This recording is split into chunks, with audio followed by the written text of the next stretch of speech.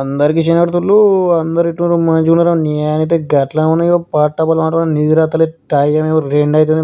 ఈ గీ సమయంలో అందరైతే డ్యూటీలో పంటుంటారే. మన మొక్కలమే పని లేక రూమ్లు ఉంటాయి. మా ఇక రూమ్ లో ఒక్కరికి ఉంటారు బతుకు గిట్లా ఉంటుంది. ఇక గిట్టయితే కుదరా అని చెప్పేసి నేనైతే కిందికి సోపల కోసం టైం అయితే పాస్ చేస్తున్నా. అట్లా గీడ కూర్చున్న గింతసేపు అయినా గింతే అని చెప్పేసి ఇక మొబైల్ పట్టుకొని వీడియో పట్టుకొని ఇక బయటికి వెళ్ళినా. మా బిల్డింగ్ దాటి ఇక రోడ్ దాటుతున్నా. ఇక రోడ్ దాటగానే మనం పార్క్ ఉన్న ఒకటి కళ్ళ పార్క్ పడగా మనం అవుతున్నాం. ఎవరు కూడా లేరా మనకేమో సిగ్గా పోయి కూర్చున్నామని చెప్పేసి వెళ్ళిన. ఇక ఇంట్లో చూస్తే మొత్తం జమ్మి చెట్లే ఉన్నాయి. ఇంటికాడ దసరా పండుగ అయితే ఈడికే రావాలి. ఇక జమ్మి కొట్టడానికి మొత్తం జమ్మి చెట్లే ఉన్నాయి. దుబాయ్ పార్కులో అయితే ఈ జమ్మి చెట్టు కింద చల్ల కూర్చున్నా.